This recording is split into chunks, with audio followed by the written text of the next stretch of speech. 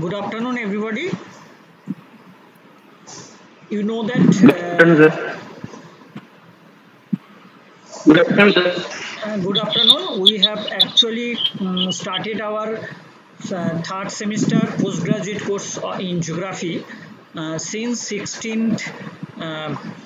16th August, and we are starting the first invitee lectures, the special lecture.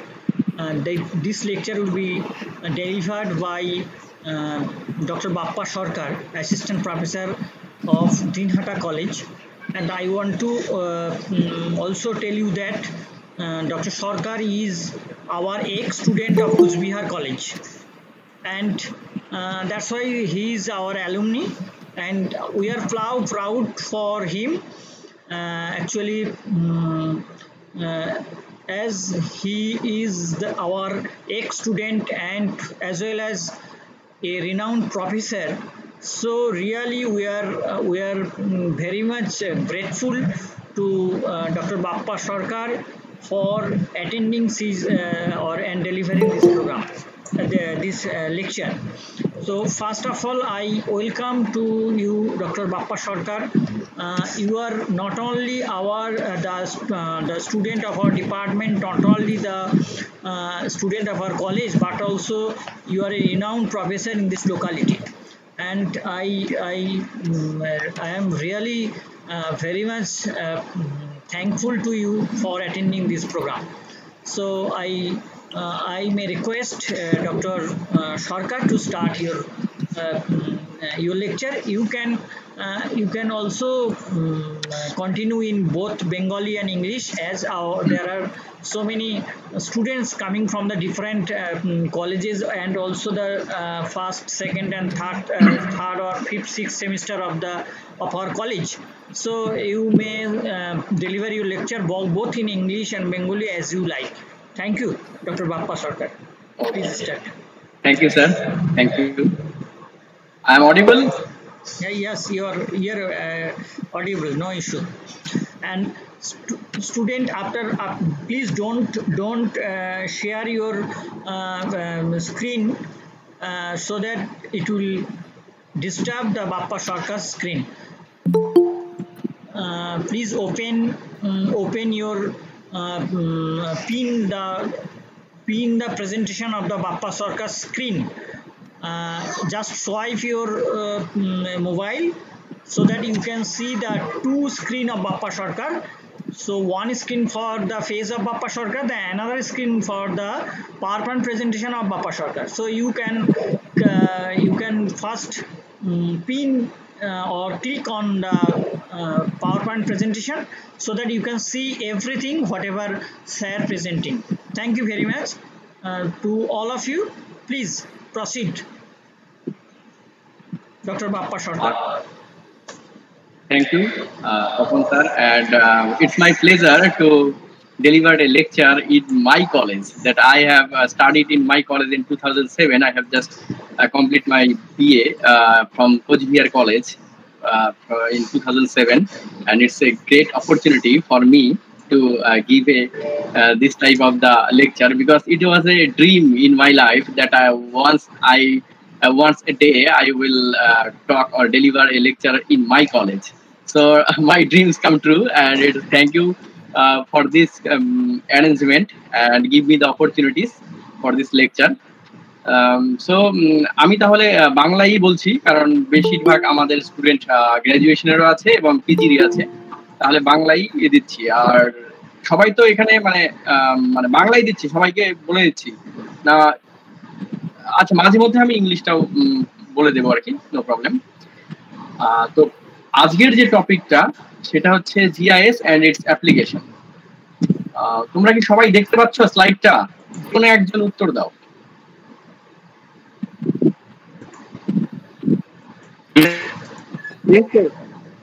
হ্যাঁ, তো আমি slide view ফুল করে দিচ্ছি। যদি কোনো প্রবলেম হয় আমাকে জাস্ট ইনফর্ম করে দিবে যে পিপিটি দেখা যাচ্ছে না বা অডিও আসছে না, চ্যাট বক্সে জাস্ট লিখে দিবে, ঠিক আছে?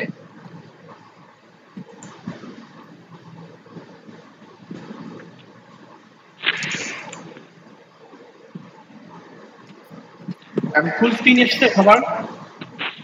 ইয়েস ইয়েস এসেছে। ওকে ওকে, জিআইএস আমরা আন্ডার গ্রাজুয়েট লেভেল থেকেই জিআইএস সম্পর্কে কিছুটা অবগত এবং জানতে পেরেছি। এখন আমাদের সিলেবাসে যে জিআইএস এর যে আজকের যে ক্লাসটা theoretical background of GIS and its application সেই সম্পর্কে আলোচনা করব। বর্তমানে যদি আমরা দেখি আমরা দুটো ওয়ার্ল্ডে বাস করি। একটা হচ্ছে আমাদের ন্যাচারাল ওয়ার্ল্ড, যেখানে জল, বায়ু, মাটি, গাছপালা, সূর্য সমস্ত কিছু নিয়ে আছে। আরেকটা আছে কনস্ট্রাক্টেড ওয়ার্ল্ড, যেখানে আমরা মানুষ যারা যেখানে রাস্তাঘাট, বাড়ি ঘর সমস্ত কিছু তৈরি করছি। দুটো পৃথিবীতে আমরা এখন বাস করি। তো এই ন্যাচারাল ওয়ার্ল্ডকে কনস্ট্রাক্টেড ওয়ার্ল্ড, এই দুটোর মিলনের মধ্য দিয়ে যে কনসেপ্ট বা যে তথ্য আমরা তুলে ধরি এবং আমাদের জীবনকে আরো সহজ করে তুলি এবং আমাদের ভবিষ্যৎকে উন্নত করার চেষ্টা করি, সেটাই হচ্ছে আমাদের জিআইএস এর মূল লক্ষ্য আর কি। তো জিআইএস এর যে full form, geographical information system, ভৌগোলিক তথ্য ব্যবস্থা। তো ভৌগোলিক তথ্য ব্যবস্থার যদি আমরা ডেসক্রিপশন দেই, জি ফর জিওগ্রাফি। তো মানে আমাদের পৃথিবীর যে সমস্ত জায়গায় যে যা কিছু আছে না কেন তার একটা নির্দিষ্ট লোকেশন রয়েছে। কোথাও বাড়ি, কোথাও গাড়ি, কোথাও গাছ, কোথাও নদী, প্রত্যেকটার আলাদা আলাদা লোকেশন রয়েছে। প্রত্যেকটা জিনিসেরই বিন্দু থেকে শুরু করে লাইন থেকে শুরু করে এরিয়া সমস্ত কিছুর একটা নিজস্ব লোকেশন রয়েছে। সেটা হচ্ছে জিওগ্রাফিক পয়েন্ট অফ ভিউ। আর আই হচ্ছে ইনফরমেশন, তথ্য।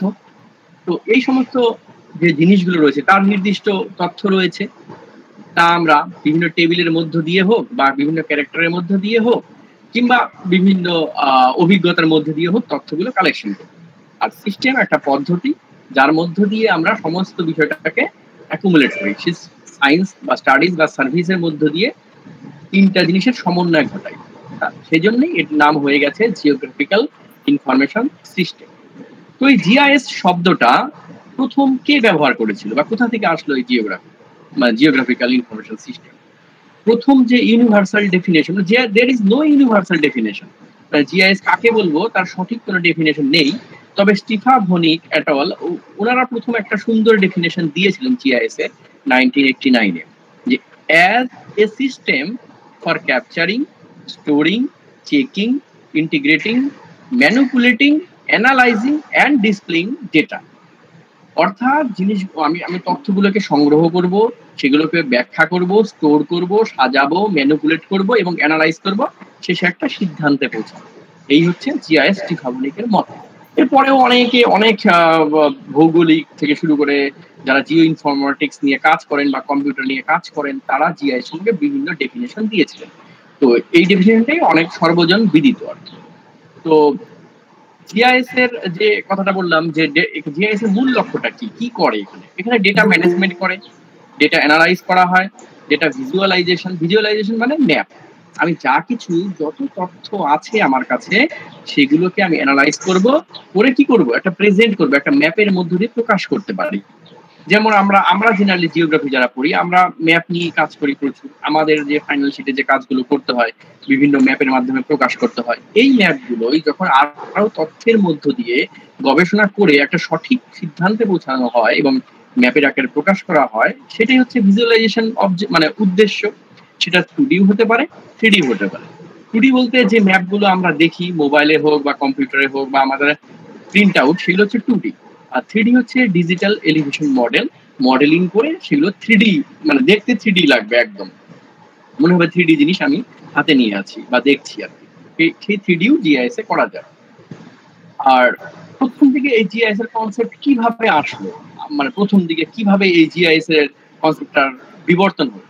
ডক্টর জন স্নো ইনি প্রথম এই জিআইএস কনসেপ্টটা একটা ব্যাপক হারে মানে পপুলারাইজ করেছিলেন 1854 সালে। এই সময় যখন কলেরা সারা দেশব্যাপী সারা বিশ্বব্যাপী কলেরার মানে যে মহামারী, এখন যেমন আমরা করোনার মহামারীর কবলে পড়েছি, ঠিক 1850-এর দশক মানে সালের ওই সময় কালীন কলেরা এক ভয়ঙ্কর রূপ মানে দিয়েছিল আর কি। 1850 বলবো না, কলেরা অনেক পরে হয়েছিল। তো একটা ভয়ঙ্কর রূপ যখন নিল তখন এই ডক্টর জন স্নো উনি কি করলেন, যে এই কলেরা কেন হচ্ছে। লন্ডনে প্রথম তিনি এই কলেরাগুলো কোন কোন জলাশয় থেকে, অর্থাৎ ড্রিঙ্কিং ওয়াটারের যে সোর্স আছে টিউবওয়েল, সেগুলোকে লোকেট করলেন যে এই রাস্তার পাশে একটা টিউবওয়েল আছে, ওই রাস্তার পাশে একটা টিউবওয়েল আছে। সমস্ত টিউবওয়েল বা জলের যে সোর্স সেগুলোকে একটা সোর্স অফ ডেটা হিসেবে ম্যাপিং মানে ম্যাপের মধ্যে বসালেন। বসিয়ে তারপরে সেই জায়গাগুলো তিনি একটা ডিভাইড করলেন যে এই জায়গাগুলো হাই রিস্ক বেশি, এই জায়গাগুলো কম রিস্ক। এইভাবে একটা অ্যানালিসিসের মধ্য দিয়ে ম্যাপের আকারে প্রকাশ করে কলেরা নিয়ন্ত্রণের একটা রাস্তা দেখিয়েছিলেন সেই সময়। পরবর্তীকালে কলকাতাতে এই কাজ করেছিলেন। তো সেই তখন থেকে জিআইএস কনসেপ্টটা চলে আসে। পরবর্তীকালে ধাপে ধাপে জিআইএস কনসেপ্ট অনেক ডেভেলপ হয়ে গেল এবং প্রথম যে কম্পিউটারাইজ জিআইএস আর কি, যেটা কম্পিউটারের সফটওয়্যারের মধ্য দিয়ে বা ডায়লগের মধ্য দিয়ে বা কমান্ডের মধ্য দিয়ে ম্যাপ তৈরি করা হলো, সেই কানাডিয়ান জিওগ্রাফিক ইনফরমেশন সিস্টেম কানাডায় রজার টমিলসন উনি প্রথম কম্পিউটারের মাধ্যমে একটা জিআইএস কে একটা অন্য মাত্রায় নিয়ে গেলেন। তার পরবর্তীকালে 1960 সালের পরে জিআইএস এর একটা ব্যাপক পপুলারিটি তৈরি হয়ে গেল। এর পরবর্তীকালে বিভিন্ন সফটওয়্যার কোম্পানি থেকে শুরু করে রিসার্চ ইনস্টিটিউট সবাই জিআইএস কে একটু গুরুত্ব দেওয়া শুরু হলো। আর বর্তমানে তো জিআইএস এর প্রচুর ব্যবহার, সব জায়গায় জিআইএস এর অ্যাপ্লিকেশন রয়েছে। তো এই সফটওয়্যারটা শিখলে আমরা যেমন আমাদের সাবজেক্টের সম্বন্ধে তথ্য জানতে পারবো, ঠিক তেমনি আবার সাবজেক্টের পাশাপাশি আমাদের একটা খুব ভালো অভিজ্ঞতাও তৈরি হবে, যার মধ্য দিয়ে আমরা পরবর্তীকালে আমাদের যে প্রফেশন মানে আমাদের সাবজেক্ট একটা পড়াশোনা, তার পাশাপাশি একটা আলাদা প্রফেশনও তৈরি হয়ে যাবে। এখানে আমি বাড়িতে বসেই ম্যাপ তৈরি করে বিভিন্ন ইনস্টিটিউট থেকে শুরু করে বা বিভিন্ন রিসার্চ সেন্টার থেকে শুরু করে বা নিজস্ব ব্যক্তিগত কাজেও এটা লাগাতে পারবো। এবং আমাদের যে আঞ্চলিক মানে রিজনাল এরিয়াতে যে সমস্ত অফিস রয়েছে বা ইরিগেশন ডিপার্টমেন্ট থেকে শুরু করে এগ্রিকালচারাল ডিপার্টমেন্ট, যত ধরনের রিসোর্স ম্যানেজমেন্ট ডিপার্টমেন্ট আছে সেখানেও ভবিষ্যতে আমরা কাজ করতে পারবো, আমরা পথ দেখাতে পারবো, অনেক কিছু আমরা প্রজেক্ট তৈরি করতে পারবো যদি আমরা ভালো করে এই সফটওয়্যারটা ভালো করে শিখে নিই। তো আমরা সাবজেক্টের যখন আমরা শিখবো, পরবর্তীকালে সাবজেক্টের পাশাপাশি তোমরা চাইলে প্রফেশনাল ট্রেনিং নিয়ে নিজেকে আরো উন্নত করতে পারবে। তো যাই হোক, আমরা অ্যাপ্লিকেশন কি সেই দিকে যাই এগোই। তো একদম প্রথম দিকে যখন মানুষ মাইগ্রেশন শুরু হলো আর কি, যখন মানুষ গোষ্ঠীবদ্ধভাবে বাস করত এবং পরবর্তীকালে যখন গোষ্ঠী থেকে আরো চারপাশে ছড়িয়ে যাওয়ার জন্য মানুষ চেষ্টা করলো, সেই সময় মানুষ আগে কিভাবে এক জায়গা থেকে আরেক জায়গায় মানে মাইগ্রেট করতো, তার নিজস্ব অভিজ্ঞতা কিংবা জলবায়ুর অভিজ্ঞতা দেখে তারা একটা মোটামুটি ধারণা অর্জন করে মাইগ্রেট করতো এক জায়গা থেকে আরেক জায়গায়। কিন্তু পরবর্তীকালে যখন ধীরে ধীরে মানে ম্যাপ আবিষ্কার হলো, ম্যাপ তৈরি হলো, ম্যাপের মধ্যে বিভিন্ন স্থান বিভিন্ন জায়গাগুলো যখন লোকেট করা থাকলো, তখন সহজেই মানুষ কি করতে পারলো, ম্যাপ নিয়ে সমুদ্রে পাড়ি দেওয়া শুরু করলো, ম্যাপ নিয়ে ভ্রমণে পাড়ি দেওয়া শুরু করলো। কেউ হয়তো এশিয়ায় ভ্রমণে গেল, কেউ আফ্রিকাতে, কারাও আবার আমেরিকার যে উৎস সন্ধানে কলম্বাস বেরিয়েছিল, ভাস্কো দা গামা বেরিয়েছিল, ওই সময়টা কিছুটা ম্যাপ হাতে চলে এসেছিল। সেই ম্যাপের মাধ্যমে কিছুটা তারা অনেক সাহায্য পেয়েছে, তার মধ্য দিয়ে বিভিন্ন জায়গায় এক্সপ্লোর হয়েছিল। পরবর্তীকালে তারাও আরো নতুন নতুন যখন জিনিস খুঁজে পেয়েছে সেখানে ম্যাপে ইনক্লুড করতো আর কি। তো এইভাবেই ম্যাপ আমাদের প্রচন্ড মানে হেল্প করতো আর কি। তোমরা অনেক সিনেমাতে দেখে থাকবে যে প্রাচীন যে সিনেমাগুলো ছিল সেখানে ম্যাপ একটা ভালো গুরুত্বপূর্ণ ভূমিকা পালন করতো আর কি। ম্যাপের মধ্যে দিয়ে সে নির্ধারিত হতো যে এই জায়গাটা কত দূরে আছে বা এই দিকটা কোন দিকে আছে। কিংবা তোমরা যদি চাঁদের পাহাড় যে সিনেমা আছে আর কি বা বই পড়ো, সেখানে দেখবে একটা বই মানে একটা ম্যাপ দেওয়া ছিল যে এই ম্যাপের মধ্যে দিয়ে সে খুঁজে খুঁজে চাঁদের পাহাড়ে যেতে পারবে এবং প্রচুর ধন সম্পত্তির মালিক মানে হতে পারবে সেখানে পৌঁছাতে পারলে। তো যাই হোক, ম্যাপের গুরুত্বই হয়ে চলে আসলো। এবার এই ম্যাপটাকে যখন আমরা কম্পিউটারাইজ করলাম, তখনই জিআইএস এর একটা বিশাল বিপ্লব ঘটে গেল।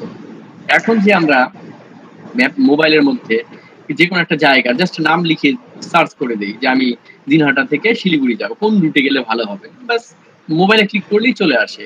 এই যে ম্যাপিং টেকনিক গুলো এরা কারা করে, জিআইএস নিয়ে যারা কাজ করে তারাই এদেরকে মানে এই কাজগুলো অনেক ডেভেলপ করতে সাহায্য করে।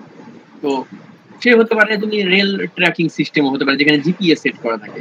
জিপিএসও জিআইএস এর একটা গুরুত্বপূর্ণ পার্ট। জিপিএস এর মধ্য দিয়ে জিআইএস মানে লোকেশন, জিপিএস দিয়ে লোকেশন গুলো করা হয়। লোকেশন বলতে মনে করো তুমি জানতে চাচ্ছ কোচবিহারে কোথায় কোথায় প্রাইমারি স্কুল আছে, তাহলে জিআইএস দিয়ে যদি আমি ল্যাপটপ নিয়ে নিই, তারপর সেটা যখন সফটওয়্যারে ফেলবো, সফটওয়্যারে ফেলে সেটাকে আমরা কাজ করে ম্যাপিং করে ফেলতে পারবো যে কোচবিহারে কোথায় কোথায় প্রাইমারি স্কুল আছে। ঠিক তেমনি রেলের যে আমরা অ্যাপস গুলো দেখি, দেখে বলতে পারি যে একটা রেল স্টেশনে রেল কখন পৌঁছাবে, কোথায় আছে, সেটা জিপিএস এর কাজ। সেখানে জিআইএস লোকজন কাজ করে অনেক মানে এগুলোকে অনেক উন্নত করতে পারে আর বা করে আর। তো এই যে আমি একটা টেবিল দেখাচ্ছি তোমাদের, দেখো এই টেবিল দেখে তোমরা কি বুঝতে পারবে? অনেক তথ্য দেওয়া আছে, বা পাশে অনেকগুলো স্টেটের নাম, মানে আমাদের ভারতবর্ষের বিভিন্ন স্টেটের নামগুলো দেওয়া আছে। ডান পাশে town, density, sex ratio, total area, urban area, rural area, অনেক ডেটা দেওয়া আছে। কিন্তু এই ডেটা দেখে সহজেই কি আমরা বলতে পারবো যে কোন জায়গায় কি ধরনের ক্যারেক্টার বিরাজ করে? আমরা কিন্তু সহজে বলতে পারবো না ডেটা দেখে। তাহলে আমাদের কি দরকার?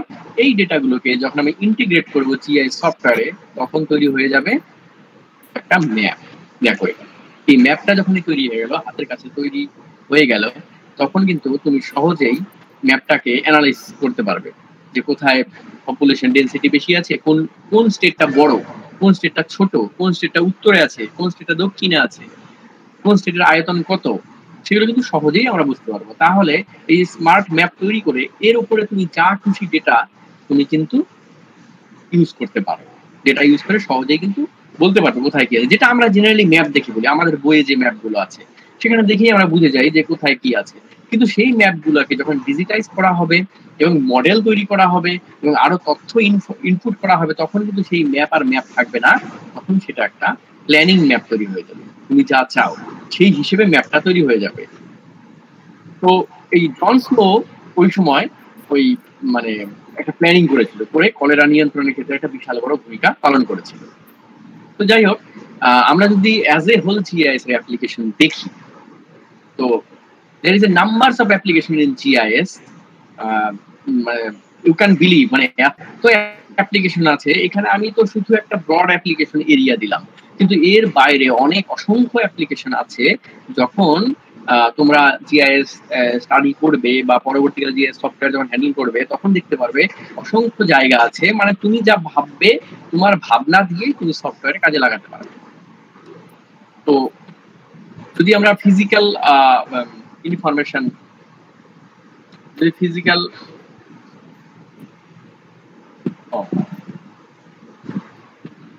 হ্যাঁ অ্যাপ্লিকেশন ফিজিক্যাল অ্যানালিসিস হতে পারে, কালচারাল অ্যানালিসিস হতে পারে, তারপর ডিজাস্টার ম্যানেজমেন্ট হতে পারে, রিসোর্স ম্যানেজমেন্ট হতে পারে, হেলথ ম্যানেজমেন্ট, মিসলিনিয়াস আরো অনেক, ট্যুরিজম, ডিফেন্স, এন্টারটেইনমেন্ট, অসংখ্য জায়গায় জিআইএস কে অ্যাপ্লাই করা যায়। তো ফিজিক্যালের মধ্যে যে বিষয়গুলো আসবে, রিলিফ মানে ভূমিরূপ, পাহাড় পর্বত, মালভূমি, সমভূমি কোথায় কেমন আছে, কেমন ক্যারেক্টার বিরাজ করে, কোথায় কি ধরনের শিলা আছে, তার সঙ্গে কোরিলেশন কি আছে অন্য কিছুর সঙ্গে, সেখানে খনিজ সম্পদের সম্ভাবনা কত আছে, সেগুলো কোরিলেশন করে তার জলের কোয়ালিটি, মিনারেলস এর কোয়ালিটি বা মিনারেলস এর মধ্যে কি ধরনের বন্ডিং আছে, কিংবা ওখানকার রেইনফল থেকে শুরু করে তোমার ভেজিটেশন, সমস্ত কিছুকে একত্রীকরণ করে তুমি প্ল্যান করতে পারবে সহজেই। সেই জায়গার ভেজিটেশন ম্যাপিংও করতে পারবে, ডিফরেস্টেশন থেকে শুরু করে ফরেস্ট ফায়ার অ্যানালিসিস করা, ওয়াটার রিসোর্সের ক্ষেত্রে নদী নালা, কোথায় কোথায় ভারতে কোন নদী আছে, তার মধ্যে কত পরিমাণ ওয়াটার ভলিউম, জল যেতে পারে, ভবিষ্যতে কত পরিমাণ জল মানে আসতে পারে যদি আমরা একটু এখানে রিসার্চ, সায়েন্স অ্যান্ড টেকনোলজি বা রিসার্চ অ্যাড করে দেই। তো সয়েলের ক্ষেত্রেও সেই একই ব্যাপার, সেখানে সয়েল ইরোশন থেকে শুরু করে নাম্বার, মানে তুমি যেভাবে চাও যে আমি সয়েলকে কিভাবে অ্যানালাইসিস করবো, সয়েলের ইরোশন অ্যানালাইসিস করবো, না সয়েলের ফার্টিলিটি অ্যানালাইসিস করবো, না সয়েলের তোমার ফিজিক্যাল যে ক্যারেক্টারিস্টিক সেটা অ্যানালাইসিস করবো, তুমি যা অ্যানালাইসিস করতে চাও জাস্ট তোমার প্যারামিটার গুলোকে অ্যাড মানে সেট করতে হবে, আর বাকিটা জিআইএস সফটওয়্যারে করবে। জাস্ট তোমাকে যে জানতে হবে স্টেপ গুলো কি। সেই গ্লেসিয়াল থেকে করে শুরু করে সমুদ্র, মানে আগে যে সমস্ত রিসার্চ হতো সমস্ত কিছুই আমাদের মানে আমরা হাতে কলমে যে প্ল্যানিং করতাম বা গবেষণা করতাম বা স্ট্যাটিস্টিক্স এর মধ্যে দিয়ে করতাম, তা পুরোটাই এখন জিআইএস এ হয়ে যাবে এবং অনেক উন্নত পর্যায়ে এবং ফিউচার প্ল্যানিং করে আর কি। সেটা আবার এগ্রিকালচারে, মানে cultural information, agriculture, irrigation, even education, মানে আমরা শুধু যে জিআইএস কে ফিজিক্যাল বিষয়কেই যে অ্যানালাইসিস করব এমন নয়, আমরা চাইলে কালচারাল মানে এগ্রিকালচারাল ফিল্ডে কোথায় ধান উৎপাদন বেশি হচ্ছে, কোথায় গম বেশি হচ্ছে, কেন ধান কম হচ্ছে কোনো একটা জায়গায়, কেন আলুর ধসা রোগ হলো, কিভাবে নিয়ন্ত্রণ করা যেতে পারে, এগুলো সমস্ত কিছুই কিন্তু আমি জিআইএস এর মধ্যে নিয়ে আসতে পারবো যদি আমরা একটু রিসার্চ ওরিয়েন্টেড হই আর কি। সে ট্রান্সপোর্ট দেখো এখন আজকাল ট্রাফিক জ্যাম প্রচুর হয়ে গেছে, তো ট্রাফিক জ্যামকে কিভাবে নিয়ন্ত্রণ করা যায় সেগুলো কিন্তু জিআইএস এর মধ্যে অ্যানালিসিসে চলে আসবে। এরকম নাম্বারস অফ অ্যাপ্লিকেশন রয়েছে, তার মধ্যে আমি একটা জাস্ট ডেমো তোমাদের দিচ্ছি, সেটা হচ্ছে ফ্লাড ম্যানেজমেন্টের ব্যাপারে। তো ফ্লাড কিভাবে আমি জিআইএস এর মাধ্যমে ম্যানেজ করতে পারবো একটা আমি জাস্ট উদাহরণ দিচ্ছি। সেটা যে কেরালা যে ফ্লাড হলো, বন্যা হলো, হয়ে গেল, বিভৎস ভয়ঙ্কর বন্যা হয়ে গেল, তো সেটা দিয়ে আমি একটু দেখাচ্ছি আর কি। তো এই দেখো কি ভয়ঙ্কর হয়েছিল সেই সময়, তোমরা সবাই এই ছবিগুলো দেখেছিলে ওই সময়, যে এটা বন্যা হওয়ার পরবর্তী অবস্থা। যদি আমরা আগে থেকেই প্ল্যানিং করতাম বা গবেষণা গুরুত্ব দিতাম, তাহলে কিন্তু আমাদের জিআইএস অ্যাপ্লিকেশনের মধ্যে ফ্লাডকে নিয়ন্ত্রণ করা অনেক সহজ হয়ে যেত। তো এটা একটু কি জাস্ট খালি সিনপটিক ভিউ যে ফ্লাডের ভয়ঙ্কর রূপটা কেমন জাস্ট দেখানো। এটা হচ্ছে ক্লাইমেট চেঞ্জের জন্য যে সমুদ্র সি রাইজ হতে পারে তার একটা সম্ভাবনা। আর এটা সুনামি যে হয়েছিল, সুনামির ফলে কিরকম মানে সুনামিটা 2004-এ যে হয়েছিল কতটা প্রভাবিত হয়েছিল তার একটা ভিউ। তো ফ্লাড ম্যানেজমেন্ট আমি কিভাবে করব? তো প্রথমে যে আমাদের জেনারেল স্টেপ গুলো রয়েছে, before flood, during flood, after flood, এগুলো তো আমাদের ম্যানেজমেন্ট পার্টের মধ্যেই পড়ে, বা আমাদের যে প্রসিডিওর মানে যারা ফ্লাডকে নিয়ন্ত্রণ করে বা যে সমস্ত সংস্থা যুক্ত আছে তারা করে। কিন্তু এর বাইরে আমরা যারা গবেষণা করছি বা যারা পড়াশোনা করছি, আমাদেরও একটা দায়িত্ব আছে, বা আমরা যারা গবেষণার সঙ্গে যুক্ত বা কোনো সংস্থার সঙ্গে যুক্ত বা ফ্লাড ম্যানেজমেন্ট অফিসের সঙ্গে যারা যুক্ত, তারা কিন্তু জিআইএস কে খুব সহজে অ্যাপ্লাই করে ফ্লাডকে নিয়ন্ত্রণ করতে পারে। তো এগুলো থিওরিটিক্যাল ব্যাকগ্রাউন্ড যে আমি কি করব, তার আগে একটু বলে নিই যে আমি বিফোর ফ্লাড আমাকে কি করতে হবে, একটা ডিজিটাল ম্যাপ তৈরি করতে হবে কোনো একটা জায়গা। সে মনে করো আমাদের তুফানগঞ্জ যে আছে, তুফানগঞ্জের আমি ফ্লাড ম্যানেজমেন্ট ম্যাপ তৈরি করব। তাহলে আমাকে কি দরকার? নাম্বার 1, আমাকে ডিজিটাল একটা ম্যাপ তৈরি করতে হবে। সেখানে কি লাগবে, যে আমাকে এই তুফানগঞ্জে কি কি নদী আছে সেটা আগে আমাকে আইডেন্টিফাই করতে হবে। তো রায়ঢাক আছে, গদাধর আছে, সংকট আছে, বুড়া রায়ঢাক আছে, এই কালজানি আছে, এগুলোকে কি করতে হবে, প্রথমে নদীগুলোকে লোকেট করতে হবে এবং প্রত্যেকটা নদীর ক্যাচমেন্ট এরিয়া কত পরিমাণ অববাহিকা আছে সেই সেই এরিয়াটা নির্ণয় করতে হবে। সেই নদীর মধ্যে দিয়ে কি পরিমাণ জল বয়ে যায় তার তথ্য লাগবে, কি পরিমাণ সেডিমেন্ট নদী বয়ে নিয়ে যায় তার তথ্য লাগবে, বৃষ্টিপাত কত হয়, টেম্পারেচার কি আছে তার তথ্য লাগবে, মানুষের বাড়ি ঘর কত আছে সেই তথ্য দরকার। এই সমস্ত তথ্যগুলোকে আমি আগে পুট করব জিআইএস সফটওয়্যারে অ্যাড করতে থাকবো। পরে আমি কি করবো, একটা ভালনারেবল এরিয়া তৈরি করবো, যে কোন কোন জায়গাগুলো অধিক ভালনারেবল, মানে এই জায়গাগুলোতে জল বেশি হওয়ার সম্ভাবনা বা এখান দিয়ে জল আসার সম্ভাবনা বেশি, জল স্টে করার সম্ভাবনা বেশি, সেই ধরনের একটা হ্যাজার্ড জোনেশন ম্যাপ তৈরি করবো। করে ম্যাপটা আমি কিভাবে তৈরি করবো, মনে করো এই একটা নদী, এটা মনে করো রায়ঢাক নদী। তো রায়ঢাক নদীর যে দুপাশে অনেক বসতি আছে, এটা একটা স্যাটেলাইট ম্যাপ, তোমরা গুগল আর্থে গেলেই এই ধরনের ম্যাপ পেয়ে যাবে। তো এই নদীর দুপাশে মানুষ তো সাধারণত নদীর পাশে বসবাস করতে বেশি পছন্দ করে, কারণ সেখানে কৃষিকাজ থেকে শুরু করে সব ধরনের সুবিধা রয়েছে আর কি। তো এখন তো ডেভেলপ বিভিন্ন জায়গায় হয়ে থাকে, কিন্তু নদী কেন্দ্রিক মানে সভ্যতা থেকে শুরু করে বসতি গড়ে ওঠার প্রবণতা বেশি। তো আমাদের প্রথম কাজটা কি, নদীর দুধারের যে জনবসতি, আমি মনে করে এইটুক জায়গার উপরে কাজ করব। যদি আমি একটা জাস্ট কেস স্টাডির কথা বলছি, এইটুক জায়গার উপরে কাজ করবো, সেটা পুরো জায়গা জুড়ে করা যায়, আমি এইটুকু করবো, দেখাচ্ছি জাস্ট একটা কেস স্টাডি। তো দুপাশের আমার কি করতে হবে, দুপাশেরই আমার ল্যান্ড ইউজ ম্যাপটা আগে তৈরি করে নিতে হবে, যে এই অঞ্চলে কি ধরনের বসতি আছে, রাস্তাঘাট কত আছে, মানে পুকুর বা জল ধারণ করে এমন জায়গা কতটা আছে, নিচু জায়গা কতটা আছে, বনভূমির কভারেজ কতটা আছে, এগ্রিকালচারের কভারেজ কতটা আছে, তারপর এই এলাকার বৃষ্টিপাত কত, জনঘনত্ব কত, জনঘনত্ব কত আছে, বাড়ি ঘরের সংখ্যা কত, এই ধরনের সমস্ত ধরনের তথ্য, ল্যান্ড ইউজ রিলেটেড যত তথ্য হয় এবং হিউম্যান রিলেটেড সব তথ্য আমি নিয়ে নিলাম। টোপোশিট সঙ্গে আমি একটা টোপোশিটও এখানে ইউজ করতে পারি। টোপোশিট থেকে আমি কি করব, ক্যাচমেন্ট এরিয়া, নদী রিভারের ক্যাচমেন্ট এরিয়াকে আমি ডিজিটাইজ করে আমি বের করে নেবো যে নদীর জল এত দূর থেকে আসতে পারে এই এলাকায়, এবং সেখানে নদীটাকে আমি ডিজিটাইজ করে নিলাম। নদীগুলো যে আছে শাখা মানে উপনদী যেগুলো, সব উপনদীগুলোকে আমি ডিজিটাইজ বলতে তোমরা ট্রেসিং পেপারে যেরকম ট্রেস করো ঠিক তেমনই, কিন্তু এটা ডিজিটালি সমস্ত নদী জনবসতি সবকিছু আমি ট্রেস করে নিলাম। এবার আমি কি করব, অববাহিকা অ্যাড করে নিলাম, বৃষ্টিপাত দিয়ে দিলাম।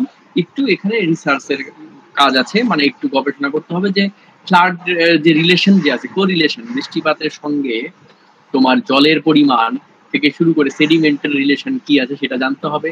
পপুলেশন ডেন্সিটি বা পপুলেশনের যে একটা pressure on that land in this area, সেই পপুলেশন প্রেশার বা প্রজেকশন তোমাকে করতে হবে।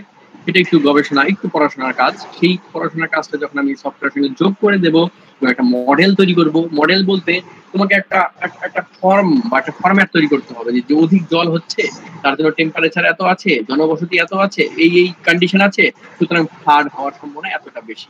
এই ধরনের মডেল জেনারেট করা যায় বা ইন্ডেক্স করা যায়। করার পরে তুমি এটাকে একটা ম্যাপিং যে আমার এত দূর পর্যন্ত এই অঞ্চলটা প্রভাবিত হতে পারে যদি 100 সেন্টিমিটার বৃষ্টি হয়, বা যদি 3 ইঞ্চি বৃষ্টি হয়, 5 ইঞ্চি, যাই বলো না কেন, যে এত বৃষ্টি হলে এত মানে প্রবণতা আছে এখানে ফ্লাড হওয়ার। বা পার্বত্য অঞ্চলে যদি বৃষ্টি হয় তাহলে নদীর এই ধারণ ক্ষমতা এত আছে, এই জলটা এতদিন পর্যন্ত স্টে করতে পারে। তাহলে সেই হিসেবেই যদি আমরা প্ল্যানিং করি, বাঁধগুলো সেইভাবে দেওয়া যায় এবং জলগুলো যাওয়ার ব্যবস্থা যদি সেইভাবে করে দেওয়া যায়, তাহলে এবং ড্রেনগুলো যদি সেইভাবে সুস্থ মতো মানে ম্যানেজমেন্ট করা যায়, তাহলে কিন্তু আমি সহজেই বন্যাকে নিয়ন্ত্রণ করতে পারবো। মানে বন্যা হয়তো হবে, কিন্তু বন্যায় ক্ষতি খুব একটা হবে না, বা বন্যা নাও হতে পারে। যদিও হয় ক্ষতি কম হবে যদি আগে থেকে আমাদের একটা প্ল্যানিং থাকে। তো এটা হাই রিস্ক এরিয়া, এটা হচ্ছে লো রিস্ক এরিয়া। তাহলে আমাদের আগে থেকে আমরা বুঝতে পারবো হাই রিস্ক এরিয়াতে আমাদের বাড়িঘর যাতে রেস্ট্রিকশন করা যায় আর কি। এখন তো মানে অনেক সময় দেখতে পারি নদীর মধ্যে অনেকে নদীর মানে ইয়েতে অববাহিকায় বাড়ি করে ফেলেছে আর কি। পরবর্তীকালে যখন বৃষ্টি হয়, বন্যা হয়, বলে যে আমাদের বন্যা হয়েছে। আদৌ সেটা বন্যা না, কিন্তু মানে মানুষ আস্তে আস্তে নদীর গর্ভে ক্রমশ এগিয়ে যাচ্ছে, বাড়িঘর বানাচ্ছে, বন্যার প্রবণতা বাড়ছে। কিন্তু আমরা যদি প্ল্যানিং করে একটা গবেষণার মধ্য দিয়ে একটা সুন্দর ব্যবস্থা করতে পারি জিআইএস এর মধ্য দিয়ে, তাহলে কিন্তু ভবিষ্যতে বন্যাগুলোকে আমরা সহজেই নিয়ন্ত্রণ করতে পারবো এবং আমরা মানে এই ফ্লাড হ্যাজার্ড থেকে অনেকটা বাঁচতে পারবো। এটা একটা কেস স্টাডির মতো। তো জিআইএস এর এরকম অ্যাপ্লিকেশন শুধুমাত্র ফিজিক্যাল বা ডিজাস্টার ম্যানেজমেন্টেই যে আছে এমন নয়। তুমি চাইলে তোমার ল্যান্ড ইউজ ম্যাপিং, মানে মনে করো যে তুমি যদি চাও যে আমি কোনো একটা অঞ্চলে ল্যান্ড ইউজ কেমন ছিল আগে 20 বছর বা 30 বছর আগে বা 50 বছর আগে, এখন কেমন আছে বা ভবিষ্যতে কেমন হতে পারে, পপুলেশন প্রেশার কতটা হতে পারে, ল্যান্ড ইউজ প্যাটার্ন কতটা চেঞ্জ হতে পারে, তার একটা ফিউচার প্রজেকশন যদি আমরা করতে পারি, সেই হিসেবে কিন্তু আমরা ফুড সিকিউরিটি মানে আমাদের খাদ্যের যে সিকিউরিটি, সেটা কিন্তু একটা মানে কোরিলেশন করে বার করতে পারবো যে ভবিষ্যতে আমাদের খাদ্যের সিকিউরিটিটা এই পর্যায়ে নিয়ে যেতে হবে। তাহলে আমরা ভবিষ্যতে আমরা অনেকটা সিকিউর থাকবো। ভবিষ্যতে খাদ্যের যে সমস্যা আর কি, যেটা হয় দুর্ভিক্ষ বা খাদ্যের সমস্যা বা খাদ্যের প্রবলেম, সেটা কিন্তু হবে না আর কি, যদি আমরা জিআইএস এর মধ্যে দিয়ে গবেষণা করে কাজটা করতে পারি। মানে জিআইএস একটা ওপেন প্ল্যাটফর্ম যেখানে আমরা আমাদের বুদ্ধি দিয়ে অনেক কিছুই করতে পারি। তো সেক্ষেত্রে আমি একটা রিসোর্স ম্যানেজমেন্টের ব্যাপারে আমি একটা জাস্ট এক্সাম্পল দিই আর কি। রিসোর্স ম্যানেজমেন্ট যে কিভাবে করা যায়, রিসোর্স ম্যানেজমেন্ট বলতে ন্যাচারাল রিসোর্স ম্যানেজমেন্ট হতে পারে, ওয়াইল্ড লাইফ ম্যানেজমেন্ট হতে পারে, land record management, agricultural land, urban planning, asset management, transport থেকে শুরু করে এভরিথিং। তো প্রচুর অ্যাপ্লিকেশন রয়েছে। তো মনে করো ল্যান্ড ইউজ, আমি কোনো একটা জায়গার ল্যান্ড ইউজ ম্যাপিং করতে চাই আর কি, ন্যাচারাল রিসোর্স। তো এই সবার নিচের যে ম্যাপটা, এটা হচ্ছে রিয়েল ওয়ার্ল্ডের মানে প্রেজেন্ট ওয়ার্ল্ডের। এটাকে আমি আলাদা আলাদা ক্লাসিফাই করতে পারি যে এই অঞ্চলটা পুরোটা হাইট কত আছে, এলিভেশন 3D মডেলিং করে আমি হাইটটা পেয়ে যেতে পারি যে কোন দিকটা উঁচু কোন দিকটা নিচু। তারপর তোমার স্ট্রিট রাস্তাঘাট আলাদা করে আমি অ্যানালাইজ করতে পারি। তারপর তুমি বাড়ি ঘর থেকে শুরু করে সবকিছু কিন্তু আলাদা আলাদা লেয়ারে আমি অ্যানালাইসিস করতে পারি, প্রত্যেকটা আলাদা আলাদা করতে পারি।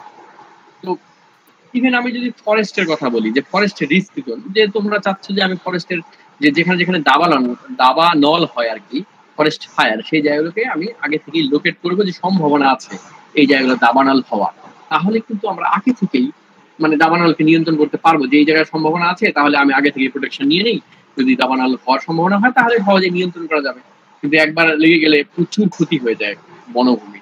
তাহলে সেটা যদি আমরা ফরেস্ট রিস্ক জোন করি, ফরেস্ট ফায়ার মানে ম্যাপিং জোন, সেটা বিভিন্ন মডেলের মধ্য দিয়ে করা যায় এবং ফরেস্ট ফায়ার প্রবণতা কোথায় কোথায় বেশি সেটা আমি সহজেই অ্যানালাইসিস করতে পারবো। তো তাহলে কিন্তু আমরা ফরেস্ট ফায়ার নিয়ন্ত্রণ করতে পারবো। তো এগ্রিকালচার ফিল্ডের ক্ষেত্রে, যে এগ্রিকালচার ফিল্ডের ক্ষেত্রে তুমি চাও যে ভারতবর্ষে বর্তমানে ফুড সিকিউরিটি কেমন আছে পপুলেশনের সঙ্গে, অথবা তুমি চাচ্ছ যে আমি মানে ধানের যে প্রোডাকশন হচ্ছে এখন সম্ভাবনা কতটা, মানে ভবিষ্যতে কি প্রবলেম হতে পারে, এখন কি প্রবলেম আছে, অথবা কোন এরিয়া কি ধরনের ফসল হচ্ছে, কোন ফসল নতুন ভাবে ইন্ট্রোডিউস করা যেতে পারে।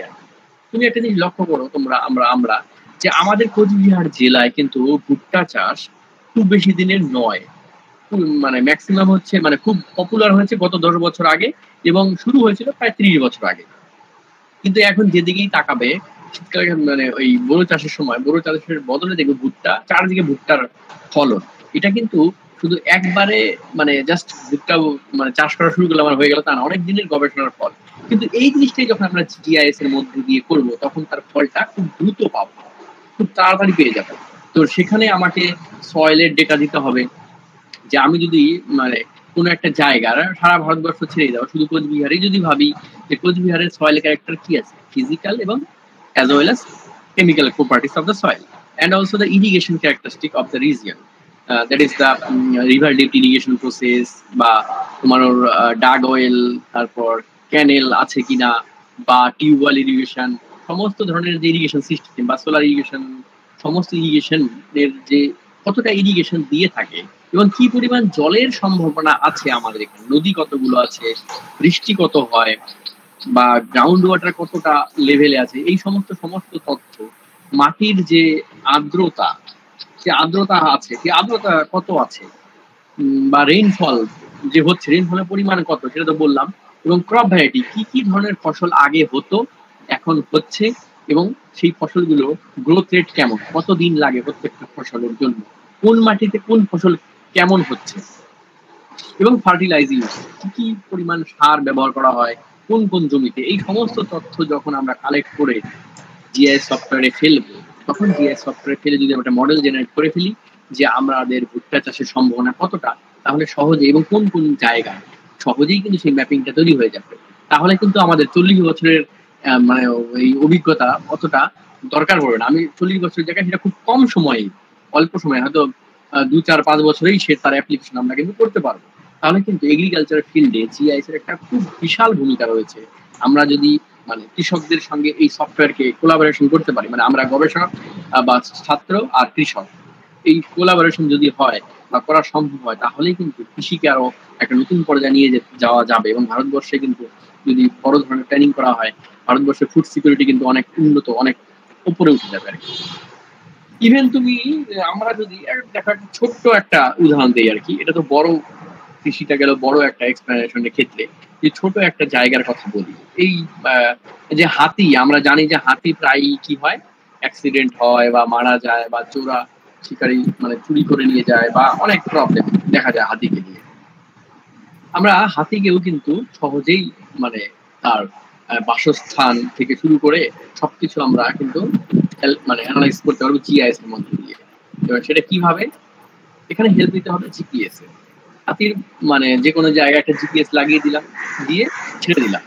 এবার হাতির দেখো এটা ট্রেকিং ম্যাপিং, মানে হাতির ট্রেক রুট, হাতি কোথা থেকে কোথায় যায়, কোন সময় যায়, কোন মাসে যায়, কোন দিনে যায়, সমস্ত তথ্য কিন্তু রেকর্ড হয়ে যাচ্ছে জিপিএস এ। কোথায় কতক্ষণ স্টে করছে সমস্ত তথ্য কিন্তু ট্রেক হয়ে গেল। তাহলে কিন্তু আমরা একটা ম্যাপ পেয়ে গেলাম যে হাতির বিচরণ ক্ষেত্র আমাদের ডুয়ার্স অঞ্চলে কোথায় কত দূর আছে। তাহলে কিন্তু আমরা সহজে কোন সিজনে হাতি কোন এলাকায় যাচ্ছে আর কি, তারা কোথায় স্টে করছে, শীতকালে কোথায়, গ্রীষ্মকালে কোথায়, তাহলে কিন্তু সহজেই আমরা একটা ম্যাপিং করে ফেলতে পারবো এবং সুন্দরভাবে অ্যানালাইসিস করতে পারবে এবং সংরক্ষণ করতে পারবে পশুকে। এটা শুধু হাতির ক্ষেত্রে নয়, যে কোনো প্রাণীর ক্ষেত্রেই হতে পারে। এইভাবে আমরা সহজেই মানে জিআইএস কে অ্যাপ্লাই করে একটা সুন্দর মানে ওয়াইল্ড লাইফ ম্যানেজমেন্ট করতে পারবো। সেটা শুধুমাত্র হাতির ক্ষেত্রে নয়, এই দেখো এখানে অনেক পশু আছে, এটা কিন্তু এরিয়াল ফটোগ্রাফি বা ইমেজেও নেওয়া হয়। এরকম দেখো এই যে এ বি সি ডি, এগুলো হচ্ছে প্রাণীদের উপরে ছবি তোলা হয়েছে, বিভিন্ন প্রাণী। এবার বিভিন্ন প্রাণীর কত সংখ্যা আছে, ডেন্সিটি কত আছে, এই সমস্ত কিছু নেওয়ার জন্য তোলা হয়েছে, পরে জিআইএস সফটওয়্যারে এটা অ্যানালাইসিস করা হয়েছে। তো তোমরা যদি মানে ভাবো যে আমি এটা আর একটা উদাহরণ দিচ্ছি, যে সয়েলের রক ক্যারেক্টারিস্টিক, যে কোনো একটা অঞ্চলে শিলার ক্যারেক্টারিস্টিক কেমন আছে, সেখানে সোনা পাওয়ার সম্ভাবনা কতটা, কিংবা কয়লা পাওয়ার সম্ভাবনা কতটা, জিঙ্ক বা যে কোনো খনি মানে মিনারেলস হতে পারে, তার সম্ভাবনা কত, বা কি পরিমাণ আছে, বা ভবিষ্যতে কত পরিমাণ হতে পারে। তো তুমি এটাও কিন্তু ম্যাপিং করা যাবে। শুধু ম্যাপিং না, এর মধ্যে সেই অঞ্চলের মাটির বৈশিষ্ট্য, জলের অবস্থা, তারপর কেমিক্যাল বন্ডিং, সমস্ত কিছু তথ্য দিয়ে স্যাম্পল অ্যানালাইসিস করলে কিন্তু আমরা সহজেই কোন অঞ্চলে খনিজ সম্পদ পাওয়ার সম্ভাবনা কতটা আছে সেটা কিন্তু ঘরে বসেই করতে পারবো। শুধু আমার তথ্য দরকার, ডেটা দরকার। আর এই একটা ম্যাপ, এই ম্যাপ সম্বন্ধে তোমরা জানো, এটা দেখেছো সবাই, যে ডট ম্যাপ। ডট ম্যাপের মাধ্যমে এটা আমরা ইজিলি করতে পারি। মানে এই দেখো এই নিচের ম্যাপটা, এই ম্যাপটাতে পুরো একটা জায়গায় ডট দেওয়া হয়েছে। যখনই আমি জিআইএস এর মধ্যে দিয়ে এই যে এই ডিস্ট্রিক্ট বাউন্ডারি গুলো দিয়ে দিলাম, তখনই কিন্তু আমি পেয়ে যাবো যে প্রত্যেকটা ডিস্ট্রিক্টে কত জনঘনত্ব আছে। এটা নর্মাল একটা ব্যবহার দেখানো, মানে লেয়ারিং সিস্টেম। জিআইএস সফটওয়্যারের মধ্যে দিয়ে আমরা অনেক ধাপে ধাপে এগিয়ে অনেক কাজ করতে পারি। আমরা করতে পারি ট্রান্সপোর্ট সিস্টেমেও। দেখো ট্রান্সপোর্টের ক্ষেত্রেও কিন্তু আমরা সহজেই তোমার ম্যাপিং করতে পারবো, যে কোন দেশ থেকে কত পরিমাণে এক্সপোর্ট ইম্পোর্ট হচ্ছে, তার অ্যানালাইসিস কিন্তু শুধু আমরা ম্যাপে কি জানি, ম্যাপে আমরা একটা ভিউ দেখি, কিন্তু এই জায়গায় যখন জিআইএস সফটওয়্যারে কাজ করা হবে, তুমি জাস্ট খালি এই কোন একটা রুটে ক্লিক করবে, ক্লিক করলেই সেই রুটের সমস্ত তথ্য তুমি পেয়ে যাবে ফ্রম দ্য হিস্ট্রি।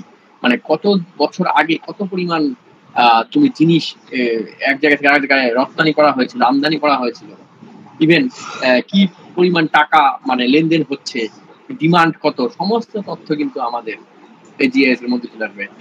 ম্যাপটাকেই উন্নত পর্যায়ে ডিজিটালের মাধ্যমে এবং গবেষণার মধ্য দিয়ে উন্নয়ন করা যে হয়েছে, উন্নতি করা হয়েছে, সেটাই কিন্তু জিআইএস একটা অন্যতম মানে ফসল আর কি।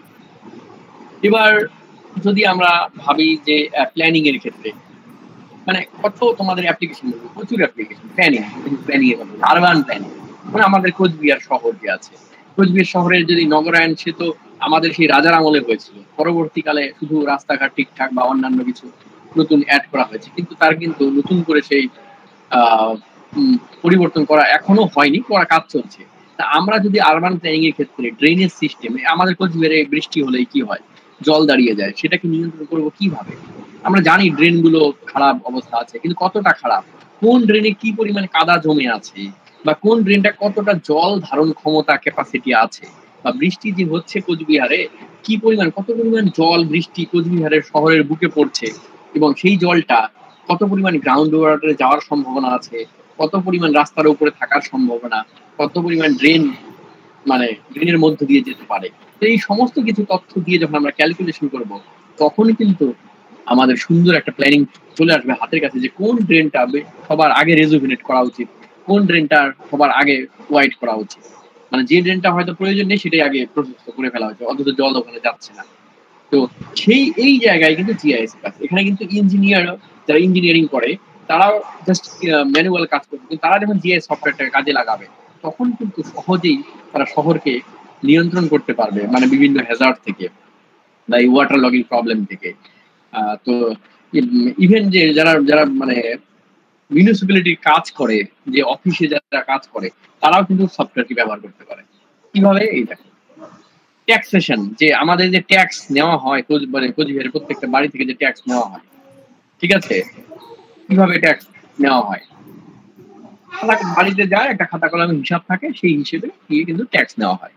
তো আমরা যদি প্রত্যেকটা বাড়ির যদি ম্যাপিং থাকে, এবং কে ট্যাক্স দিয়েছে কে দেয়নি, তার একটা হিসেব যদি আমাদের ম্যাপিং এর মধ্যে থাকে, তাহলে কিন্তু আমি একটা ক্লিক করলেই পেয়ে যাব যে কোন কোন এই আমি জানুয়ারি থেকে কে ট্যাক্স পে করছে, কোন কোন বাড়ি ট্যাক্স পে করেছে 2019-এ, 2020-তে কে ট্যাক্স পে করেনি। জাস্ট একটা ক্লিক করলাম, ব্যাস সব দেখিয়ে দিল যে কোন স্ট্রিটে কোন বাড়ি, কত নম্বর বাড়ি, সব ম্যাপের সামনে ভিজুয়াল হয়ে গেল। তাহলে কাস্টমার সার্ভিস দিতে অনেক সহজ হবে। যে কাস্টমার আসবে একটা ক্লিক করলেই ব্যাস পেয়ে যাবো সে ট্যাক্স দিয়েছে কি দেয়নি, মানে একটা প্ল্যানিং করা। সে হয়তো সেটা কম্পিউটারে এমনি গেলেও পাওয়া যাবে, কিন্তু মিউনিসিপ্যালিটি যখন প্ল্যানিং করবে, পুরো একটা মিউনিসিপ্যালিটির ম্যাপ যখন হাতের সামনে আসবে, তখন একটা কিন্তু ওভারভিউ আর বার্ড আই ভিউ তৈরি হয়ে যাবে, একটা মানে ম্যাপিং তৈরি হয়ে যাবে। তখন কিন্তু সহজেই সিদ্ধান্ত নিতে সহজ হবে। তখন কিন্তু আর ওই অত তথ্য ঘাটাঘাটি করতে হবে না, যে তথ্যগুলো অলরেডি আমি ইনপুট করে দিয়েছি। তো এটা হতে পারে, মানে এটা একটা সহজ ব্যবহার। ইভেন কিছু কিছু গবেষণায় এমন দেখা গেছে, মানে উন্নত যে সমস্ত উন্নত দেশে মানে কিছু কাজ এমনও দেখা গেছে যে কোন কোন বাড়িতে চাইল্ড আছে, বাচ্চা আছে, তো তাদেরকে তথ্যগুলোকে ইনপুট করে দেওয়া, তাদের ইনপুট করে দিয়ে মানে মিল্ক কোম্পানি, দুধের কোম্পানিগুলো ওরা সেই বাচ্চা যে যে বাড়িতে আছে সেগুলোকে জিপিএস এর মধ্যে দিয়ে লোকেট করে দিচ্ছে। বাস তারপর যারা দুধ ডেলিভারি দিচ্ছে আর কি, প্রত্যেকটা বাড়িতে দুধ ডেলিভারি দেওয়ার সঙ্গে সঙ্গে ওদের কাছে ইনফরমেশন চলে যাচ্ছে যে হ্যাঁ দুধ দেওয়া হয়ে গেছে, বাস ওখানে আপডেট হয়ে গেল। ওরা ওখানে বসেই দেখতে পারে যে কোন বাড়িতে দুধ ডেলিভারি দেওয়া হয়নি, অথবা মেডিসিন ডেলিভারি দেওয়া হয়নি, অথবা অন্য কিছু ডেলিভারি দেওয়া হয়নি। এগুলো কিন্তু জিআইএস এর একটা পার্টের মধ্যেই পড়ে যাবে কাজ। বা এই যে আমরা যে ফ্লিপকার্ট বলো, অনলাইনে যে জিনিসগুলো বলো ডেলিভারি দিই, আমরা দেখি মোবাইলে কোথায় আছে জিনিসটা, এটাও কিন্তু আমরা মানে জিআইএস এর মাধ্যমে কোলাবোরেশন করে কাজ করতে পারি। করে ম্যাপিং ট্যাপিং এগুলো জিআইএস এর হেল্পে নিয়ে কাজ করা হয়, বা আর অন্যান্য সফটওয়্যারও আছে সেগুলো দিয়েও করা হয় আর কি। কিন্তু এই ক্ষেত্রেও জিআইএস এর একটা বড় ভূমিকা মানে রয়েছে, পালন করতে পারি আমরা। এবং আমরা যদি জিআইএস কে সবাই ভালোবাসি, এগিয়ে আসি, এই কাজগুলো আমরাই ভবিষ্যতে করব। আর একটা জিনিস আছে গ্রাউন্ড পেনিট্রেটিং রেডার, জিপিআর। এই জিপিআর হচ্ছে একটা ডিভাইস যার মাধ্যমে তথ্য কালেকশন করা হয়। তো মনে করো কোচবিহার শহরে আমি এই যে এখন যে ইলেকট্রিফাইড হলো, মাটির নিচ দিয়ে ইলেকট্রিক লাইন নিয়ে গেল, তো কখনো কখনো দেখা যেত যে ইলেকট্রিক লাইন নেওয়ার সময় নিচে জলের লাইন ফেটে গেছে। তো ইলেকট্রিক ডিপার্টমেন্টের কাছে ওই তথ্যটা ঠিক মতো নেই যে কত খুব গভীরে জলের পাইপ ছিল, বা আরো অনেক রকম তার তো প্রচুর শহরের উপর দিয়ে নেওয়াই হয়, মানে নিচ দিয়ে, মাটির নিচ দিয়ে, সেগুলো তথ্য নেই। যদি জিপিআর এই রেডারটা একটা যন্ত্র যার মধ্যে দিয়ে মাটির নিচের তথ্য পাওয়া যায়, নিচে কি ধরনের মেটাল লাইন আছে সমস্ত তথ্য কিন্তু এই মেশিনে চলে আসবে। জিপিএস এর মতো জিপিএস উপরের লোকেশন নেয়, আর জিপিআর মাটির নিচের, সেটার একটা নির্দিষ্ট ক্যাপাসিটি রয়েছে, নির্দিষ্ট কত কিলোমিটার বা কত মিটার পর্যন্ত তুমি নেবে তার একটা ক্যাপাসিটি থাকে, বিভিন্ন ওয়েভলেন্থ থাকে। তো সেটা দিয়ে মাটির নিচের সমস্ত তথ্য আমি পেয়ে যাবো। এবার এই তথ্যগুলো যখন আমি জিআইএস এর মধ্যে আমার যে কোচবিহার মিউনিসিপ্যালিটির ম্যাপ আছে, সেই ম্যাপের মধ্যে যখন আমি এই তথ্যগুলো মানে কোরিলেট করবো, করে ফেলবো, তখন কিন্তু সেই ম্যাপে সহজেই আমি পেয়ে যাব কোন রাস্তায় কত মানে মিটার নিচে কি ধরনের মেটাল রয়েছে, পাইপ, জলের পাইপ আছে না লোহার পাইপ আছে না ইলেকট্রিক পাইপ আছে বা অন্য কি আছে। তাহলে সহজেই আমরা কি করতে পারবো, কোরিলেশন করে আমরা বলে দিতে পারবো যে তুমি এত মিটার উঁচু দিয়ে তুমি তারটা নাও, কোনো সমস্যা হবে না। তাহলে কিন্তু ক্ষয়ক্ষতিটা কমে যাবে, প্ল্যানিং ভালো হবে এবং কাজ সুবিধা হবে। এটাও কিন্তু জিআইএস এ একটা সুন্দর অ্যাপ্লিকেশন, জিপিআর এর তথ্য জিআইএস এ কোলাবোরেশন করা। তো আরবান এরিয়াতে আরো অনেক কাজ রয়েছে। ইলেকট্রিক নেটওয়ার্ক যে ম্যাপ, আরবান এরিয়া, ইলেকট্রিকের তার দেখলে মাথা ঘুরে যায়, এত তার কোন দিকে কোন বাড়িতে কখন গিয়েছে, প্রত্যেকটা বাড়ির কানেকশন কোন মানে ইয়ের সঙ্গে আছে সেটা যদি আমি পেয়ে যাই। এই যে এটা তো একটা মানে ব্যাকগ্রাউন্ড ম্যাপ। এবার দেখো প্রতিটা বাড়ির কানেকশন কোথা থেকে নেওয়া আছে, কোন তার থেকে কোথায়, কোন পয়েন্টে, সমস্ত তথ্য আমার হাতের কাছে। কোন বাড়িতে যখনই তোমার বাড়িতে মনে করি ইলেকট্রিক খারাপ হলো, তুমি ফোন করে দিলে, তোমার কোড নাম্বার চলে গেল, যাওয়ার সঙ্গে সঙ্গে কিন্তু ওরা একবারে তোমার বাড়িতে এসে পৌঁছে যাবে যে এই তারের প্রবলেমটা হয়েছে, ওরা জাস্ট ঠিক করে দিতে পারবে। তাহলে কিন্তু ইলেকট্রিক সার্ভিস অনেক উন্নত হয়ে যায় এবং হচ্ছেও আর কি এখন। তো এই কোলাবোরেশন গুলো দিয়েই আমরা কিন্তু ভবিষ্যতে আমাদের মানে জীবনকে আরো সহজ এবং উন্নত করতে পারবো। তো জিপিএস এর কথা যেটা বললাম আর কি, জিপিএস একটা ডিভাইস মোবাইলের মতোই দেখতে। সেখানে অনেক তথ্য নেওয়া যায়, ল্যাটলং থেকে শুরু করে, লাইন থেকে শুরু করে, পলিগন। ল্যাটলং হচ্ছে পয়েন্ট ডেটা। পয়েন্ট ডেটা মানে তোমরা মাধ্যমিকে বা ইভেন্টুয়াল বা গ্রাজুয়েশনে পয়েন্ট দিয়ে কাজ করেছো, যে ভারতবর্ষের রাজধানীগুলো তুমি লোকেট করো। তাহলে কি করবে? প্রত্যেকটা বিন্দু দিয়ে দিয়ে করবে তুমি, সেটা হচ্ছে পয়েন্ট ডেটা। ভারতবর্ষের তুমি নদীগুলোকে দেখাবে, কি দিয়ে করবে? লাইন দিয়ে করবে, এটা হয়ে গেল লাইন ডেটা। এবার তুমি ভারতবর্ষের বনভূমি দেখাবে, তাহলে কি দিয়ে করবে? একটা এরিয়া দিয়ে দেখাবে, তাহলে সেটা হয়ে গেল এরিয়া ডেটা। তাহলে জিআইএস এর 3টে ডেটা হয়, একটা হচ্ছে পয়েন্ট, একটা লাইন, একটা এরিয়া। তো ঠিক তেমনি জিপিএস দিয়ে আমি কি করেছি দেখো, এই যে ছবিতে দেখো, এই রাস্তার মাঝখানে এইখানে বসিয়েছি জিপিএসটা, ব্যাস এখানে ল্যাটলং নেওয়া হয়ে গেল। আবার কোনো একটা অন্য জায়গায় ল্যাটলং নিলাম, এইভাবে আমি কন্টিনিউ ল্যাটলং গুলো নিয়ে সেটা আমি সফটওয়্যারে যখন ফেলবো তখন কিন্তু আমার রাস্তার ম্যাপিংটা তৈরি হয়ে যাবে আর কি। কোথায় কি ধরনের রাস্তা, কিভাবে কতটা ডেভেলপ করতে হবে, তার অন্যান্য তথ্যগুলো দিলেই কিন্তু জিআইএস সেটাকে সুন্দরভাবে তৈরি করে দেবে। এই যে এটা জিপিএস, তোমরা কলেজে দেখেছো আর কি অনেকেই, বা তোমাদের এখন সিলেবাসে মানে কাজ করতে গিয়ে লাগবে এটা। তো আরবান প্ল্যানিং এ যেটা বলেছিলাম, এই যে আরবান প্ল্যানিং ম্যাপ তুমি ম্যাপিং করতে পারো, ইভেন তুমি সোশিও ইকোনমিক ডেটাকেও অ্যানালিসিস করতে পারো। Socio economic data, education, health, child care, emergency service, মস, public transport, land use, population data, সবকিছুই কিন্তু তুমি জিআইএস এ করতে পারো। মনে করো তুমি হেলথ সার্ভিস অ্যানালিসিস করবে, যে আমার কোচবিহার জেলায় স্বাস্থ্য কেন্দ্র কোথায় কোথায় আছে এবং কিভাবে তারা সে ফ্যাসিলিটি দিচ্ছে, সেটা তুমি জানতে চাচ্ছ। তাহলে তোমাকে কি করতে হবে? প্রথমে তোমার কোচবিহার জেলার সমস্ত যে স্বাস্থ্য কেন্দ্রগুলো আছে, ছোট ছোট স্বাস্থ্য কেন্দ্র, সেই ছোট স্বাস্থ্য কেন্দ্র হতে পারে, আবার বড় স্বাস্থ্য কেন্দ্রও হতে পারে, হসপিটালও হতে পারে, সবগুলোর তুমি লোকেশন নিয়ে নিলে, তার বেড ক্যাপাসিটি কত নিয়ে নিলে, ডাক্তার কত আছে, নার্স কত আছে, সেখানে ইকুইপমেন্ট কত আছে, সমস্ত তথ্য তুমি এক এক করে ইনপুট করতে থাকছো তোমার ম্যাপে আর কি। তারপর আমাদের কোচবিহার জেলায় জনসংখ্যা, মানে তুমি ওয়ার্ড ওয়াইজ, মানে মিউনিসিপালিটির প্রত্যেকটা ওয়ার্ড ওয়াইজ কতটা জনসংখ্যা আছে সেই তথ্য নিয়ে নিলে, সেই সঙ্গে তুমি মেল ফিমেল তথ্য নিলে, এজ ওয়াইজ তথ্য নিলে, বাচ্চা কত আছে, বয়স্ক কত আছে, অসুস্থ কত আছে, তার তথ্য নিয়ে নিলে সব। তারপর তুমি রোড ম্যাপ করে নিলে, যে কোচবিহার জেলার তো আমার হসপিটালের সঙ্গে যে রোডগুলো যুক্ত আছে, কোথায় কোন দিকে কিভাবে যুক্ত আছে তার তথ্য নিয়ে নিলে। পপুলেশনের তথ্য হয়ে গেল, মেডিসিন শপ যেগুলো আছে, ওষুধের দোকান কোথায় কোথায় আছে কোচবিহারে, সেই তথ্য নিয়ে নিলে। তারপর তোমার যে ট্রান্সপোর্ট সার্ভিস, সেটা তো সহজেই আছে, সমস্যা নেই, তাও তোমার তথ্যটা একটু নিতে হবে আর কি। রাস্তাঘাটের ট্রাফিক জ্যামের তথ্য নিয়ে নিলাম। সমস্ত তথ্য নিয়ে আমি যখন ম্যাপের মধ্যে মানে কোরিলেশন করব, বিভিন্ন ম্যানিপুলেশন থেকে স্টোরিং, ক্যাপচারিং, অ্যানালিসিস এবং আর&ডি, রিসার্চ অ্যান্ড ডেভেলপমেন্ট, যখন রিসার্চ টেকনোলজি ইউজ করব, তখন কিন্তু একটা ফাইনালি একটা লেআউট তৈরি হয়ে যাবে যে আমাদের স্বাস্থ্য কেন্দ্রগুলো কতটা চাপ রয়েছে, আমাদের যে পপুলেশন আছে তা সার্ভ করতে পারবে কিনা, যদিও পারে তাহলে কিভাবে পারবে, সেই একটা প্ল্যানিং কিন্তু সহজেই হয়ে যাবে। ইভেন যদি আমরা এটাকে আপডেট করি সুন্দরভাবে এবং একটা সফটওয়্যারের মধ্য দিয়ে এটাকে পাবলিশ করি, প্রত্যেকের মোবাইলে যদি চলে যায়, তাহলে কারো বাড়ি থেকে অসুস্থ হলেই আমি কিন্তু একটা ক্লিক করলেই বুঝে যাব কোন মানে ইমার্জেন্সি এরিয়াতে, মানে কোন হসপিটাল বা কোন স্বাস্থ্য কেন্দ্রে গেলে আমার সুবিধা হবে।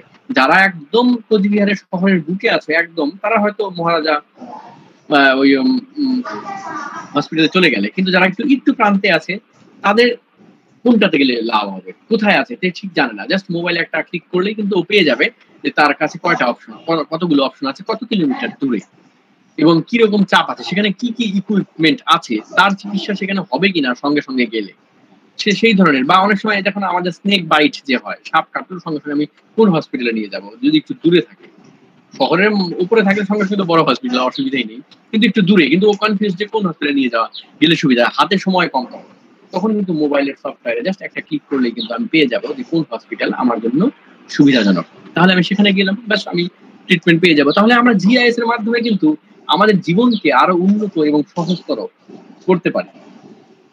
তো সেই জন্যই আমাদের জিআইএস শিখতে হবে, জানতে হবে এবং পড়তে হবে। জিআইএস কে আমাদের নিজের একটা মানে আমাদের জিওগ্রাফির তো এখন জিআইএস একটা অন্যতম পার্ট হয়েই গেছে, কিন্তু আমাদের নিজেদের মধ্যেও এই পার্টটাকে অ্যাড করে নিতে হবে। তো এই সোশিও ইকোনমিক ডেটার ক্ষেত্রে এই যে এরকম ম্যাপিং করা যায়, বা ট্যুরিজম, এটা একটা জেনারেল পার্ট বললাম। ট্যুরিজমের ক্ষেত্রেও হতে পারে জিআইএস, যে কোথায় কোথায় কি ধরনের ট্যুরিজম আছে সেগুলো অ্যানালিসিস করা, তার সম্ভাবনা কত লোক সেখানে যায়, কি কি ফ্যাসিলিটি সেখানে আছে, সেটাও কিন্তু ট্যুরিজমের মানে পার্ট। ট্যুরিজমকে অ্যানালাইসিস করতে পারবো জিআইএস দিয়ে। এবার হেলথ ম্যানেজমেন্ট যেটা বললাম একটু আগেই, হসপিটালের কথা, সবচেয়ে ইম্পর্টেন্ট যেটা এখন কোভিড-19 মানে করোনা ভাইরাস। তো এই করোনা ভাইরাসের নিয়ন্ত্রণের ক্ষেত্রেও কিন্তু জিআইএস এর একটা বিশাল বড় ভূমিকা রয়েছে। আমরা যদি জিআইএস কে সেইভাবে যদি এক্সপ্লোর করতে পারতাম, বা আমরা সবাই শিখতাম, বা আমরা যদি কোলাবোরেশন করতে পারতাম হেলথ ডিপার্টমেন্টের সঙ্গে, তাহলে কিন্তু অনেক সুন্দরভাবে নিয়ন্ত্রণ করতে পারতাম আমরা সহজেই। কারণ কোথায় কোন ওয়ার্ডে বা কোন এলাকায় কজন কোভিড আক্রান্ত আছে, সে কোথায় কোথায় যায় বা কোথায় যেতে পারে, তার তথ্যগুলো যদি জিআইএস সফটওয়্যারে আমি দিয়ে দিতে পারতাম, এবং স্বাস্থ্য রিলেটেড ডেটা, এবং ইভেন আমি যে একটু আগে বললাম যে প্রত্যেকটা বাড়ির যে তথ্য আমি অ্যাড করে দিতাম, পপুলেশন ডেটা অ্যাড করে দিতাম, তাহলে কিন্তু সহজেই আমি একটা সুন্দর প্ল্যানিং করে মানে আমরা যে কোভিড নিয়ন্ত্রণ মানে কোভিড এর আমি একটা সফটওয়্যারে ক্লিক করলে কিন্তু পেয়ে যেতাম যে আমার বাড়ির পাশে কোভিড আছে কি নেই, বা আছে থাকলে সে কতটা প্রভাবিত করতে পারে, বা সে কতটা মানে মানুষকে প্রভাবিত করতে পারে, তার ইকোনমিক স্ট্যাটাসের সঙ্গে রিলেশন কি আছে, এডুকেশনাল ব্যাকগ্রাউন্ডের সঙ্গে রিলেশন কি আছে, বা সে কতটা অন্যান্য লোককে প্রভাবিত করতে পারে, তার কিন্তু একটা পেয়ে যেতাম। আমরা যেরকম বিভিন্ন অ্যাপস এর মাধ্যমে কিছুটা জানতে পারি যে কোথায় কোথায় কোভিড কি আছে, কিন্তু সেটা একটা ইনফরমেশন, কিন্তু তার কিন্তু মানে অ্যানালিসিস নেই। কিন্তু আমরা জিআইএস এর মধ্য দিয়ে কিন্তু অ্যানালিসিস করে আমরা ভারত মানে আমাদের গ্রাম থেকে শুরু করে সারা ভারতবর্ষ নিয়ন্ত্রণ করার ক্ষেত্রে এই জিআইএস একটা বড় ভূমিকা পালন করতে পারতো আর কি। কিন্তু জিআইএসটা যেহেতু এখনো পর্যন্ত সেই পর্যায়ে মানে সমাজে অ্যাপ্লাই করতে আমরা পারিনি বা নিয়ে যেতে পারিনি, সেই জন্য সেই জায়গায় আমরা এখনো যেতে পারিনি। তবে আমি আশা করব যে ভবিষ্যতে তোমাদের মতো ছেলেমেলে বা স্টুডেন্ট বা আমরা সবাই মিলে আমরা এই জিআইএস কে উন্নত পর্যায়ে নিয়ে যাব, এবং সবাই মিলে একটা উন্নত ভারত এবং উন্নত বিশ্ব দেখতে পারবো। সবাইকে অসংখ্য ধন্যবাদ আজকের আমার জিআইএস সম্পর্কে মানে অ্যাপ্লিকেশন বিষয়টা এই পর্যন্তই। পরবর্তীকালে সুযোগ পেলে আমি আরো জিআইএস নিয়ে আসবো।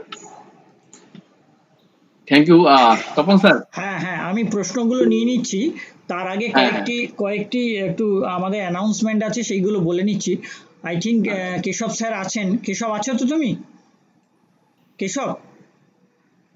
কেশব স্যার বোধহয় আছেন। তো যাই হোক, স্যারদের একটু থাকতে বলবো।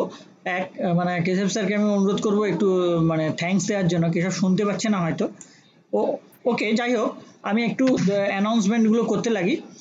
প্রথম অ্যানাউন্সমেন্ট যেটা হচ্ছে, আমরা আমাদের যে চ্যাট বক্স, সেই চ্যাট বক্সে একটা লিঙ্ক দিয়েছি। সেই লিঙ্কে সবাইকে আমি বলবো ওই লিঙ্কটার উপরে ক্লিক করে তোমাদের মানে এই লেকচারটা সম্বন্ধে তোমাদের মতামতটা কি বা তোমাদের ফিডব্যাকটা কি জিজ্ঞেস করা আছে। কতগুলো কোশ্চেন যারা যারা এখানে জয়েন করেছে ইনক্লুডিং টিচার, সবাইকে আমি অনুরোধ করব যে ফিডব্যাক লিঙ্কটা একটু ফিল আপ করবেন। এটা একটা অনুরোধ। আর আরেকটি দুটি খবর আছে ভালো, দুটো অনুষ্ঠান যা এখানে অন্যান্য কলেজের ছাত্রছাত্রী আছে তাদের কাছে ফার্স্ট বলছি যে আমরা national digital library of India এর একটা খুব সুন্দর প্রোগ্রাম করব 15 সেপ্টেম্বর। 15ই সেপ্টেম্বর ফ্রি অফ কস্ট সব ছাত্রছাত্রী শিক্ষক শিক্ষিকারা এটাকে অ্যাটেন্ড করতে পারবেন। এবং এখন আমরা একটা প্যান্ডেমিক পিরিয়ডে কিভাবে আমরা অনলাইনে ন্যাশনাল ডিজিটাল লাইব্রেরির যে ভান্ডার ব্যবহার করব সেই সম্বন্ধে একটা সুন্দর ওয়ার্কশপ হবে। এবং খড়গপুর আইআইটির যিনি এর প্রধান তিনি এটা লেকচার দেবেন, প্রফেসর পার্থপ্রতিম দাস। এটা একটা অ্যানাউন্সমেন্ট, আমরা লিঙ্ক দিয়ে দেবো, অবশ্যই বাপ্পা স্যারকে দেবো। আপনারা যদি অন্যান্য স্টুডেন্ট এবং টিচারদের দেন তারা রেজিস্ট্রেশন করে এবং যোগ দেয়।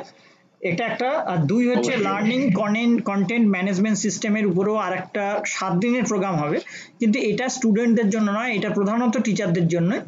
আমরা টিচারদের যে কোনো টিচারদেরই আমরা অনুরোধ করব এটাতে অ্যাটেন্ড করার জন্য। এটা 7 দিনের প্রোগ্রাম, খুব ভালো একটি প্রোগ্রাম যে কিভাবে অনলাইনে আমরা আমাদের কন্টেন্টটা ম্যানেজমেন্ট করব, আমরা কিভাবে ছেলেমেয়েদের অ্যাটেন্ডেন্স রাখবো, নিজেদের অ্যাটেন্ডেন্স রাখবো, খুব সুন্দর একটা প্রোগ্রাম।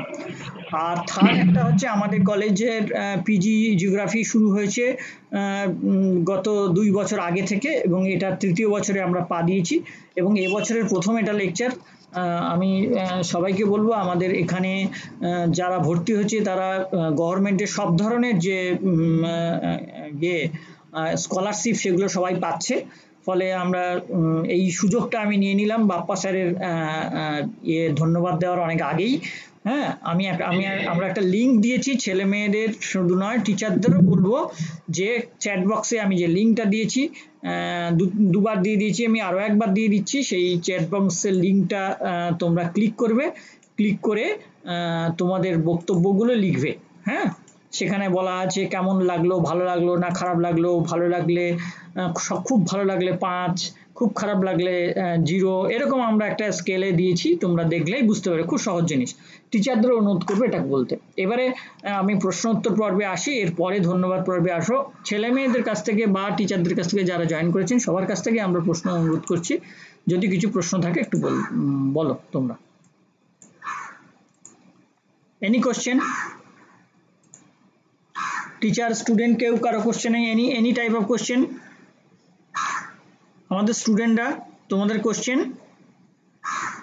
আমি এরপরে যে প্রোগ্রামটা হবে সেই প্রোগ্রামে আমি ভাবছি রিসোর্স পার্সন যারা আসবেন সেই পার্সনদের আমরা বলবো যে একটা কুইজ যেন আমাদের দেন, অর্থাৎ ছেলেমেয়েরা আমাদের কথা কতক্ষণ শুনলো সেটা বোঝার জন্য।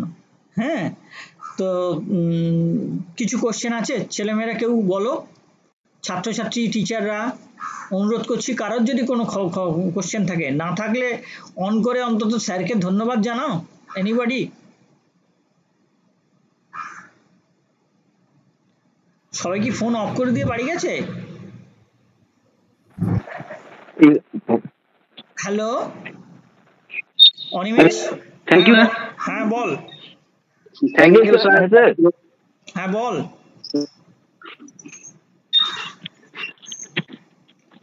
কি বলবি বলছিলি বল। স্যারকে থ্যাংক ইউ বলার ছিল স্যার। Thank you sir. হ্যাঁ বেশ, আর কিছু বলবি তুই?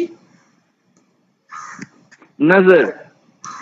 ওকে ঠিক আছে, আমাদের টিচারদের কয়েকজন আছে দেখলাম, টিচারদের কেউ কিছু বলবে? কে কে আছে দেখি।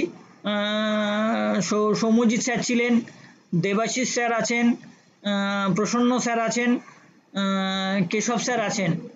স্যাররা যদি কেউ কিছু বলেন। দীপঙ্করকে দেখছিলাম, দীপঙ্করকে এখন দেখছি না। হ্যাঁ স্যার, আমি কিছু বলবো স্যার। হ্যাঁ বলো। হ্যাঁ স্যার, প্রথমত স্যার মানে পিজি হিসেবেই আর কি খুব ভালো লাগলো আর কি বাপ্পা স্যারের এই লেকচারটি শুনে আর কি অনেক কিছুই আবার নতুন করেই আর কি রিকল হলো ইন মাইন্ড, এবং অনেক ধন্যবাদ বাপ্পা স্যারকে। আবারও যদি সুযোগ হয় আবারও শুনবো, এবং তপন স্যারকেও অসংখ্য ধন্যবাদ সুন্দর একটি প্রোগ্রাম অর্গানাইজ করার জন্য, এবং অবশ্যই সকল টিচারকে এবং সকল ছাত্রছাত্রীদেরও অসংখ্য ধন্যবাদ আর কি শোনার জন্য। আচ্ছা, খুব সুন্দর স্যার, খুব সুন্দর। Thank you. আচ্ছা, প্রসন্ন আছে, প্রসন্ন স্যার। হ্যাঁ স্যার। হ্যাঁ, কিছু বক্তব্য। হ্যাঁ, অনেকদিন পরে স্যারের আমি আজকে স্পিচ শুনলাম। তো স্যার একটা জিনিস আমাকে এখানে মানে ভালো বললেন, আমার ভালো মনে হলো যে ট্যাক্স ম্যানেজমেন্টের ব্যাপারটা, অ্যাপ্লিকেশনটা আমার খুব ভালো লাগলো এই জায়গাটা। তো স্যারকে ধন্যবাদ, এবং কনভেনার স্যারকেও ধন্যবাদ, এবং সবাইকেই ধন্যবাদ জানাচ্ছি আমার তরফ থেকে। আচ্ছা, থ্যাংক ইউ প্রসন্ন, অনেকদিন পরে আবার পেলাম তোকে। Thank you. টিচারদের মধ্যে আর কে আছে? দেবাশিস তালুকদার।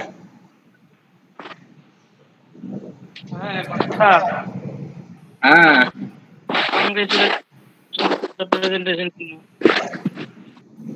অনেকদিন পরে লকডাউনের মাঝে তোমাকে দেখতে পেলাম, এটাই আমাদের কাছে বড়। হ্যাঁ, অনুপ স্যার আছেন, অনুপ সেন কিছু বলবেন?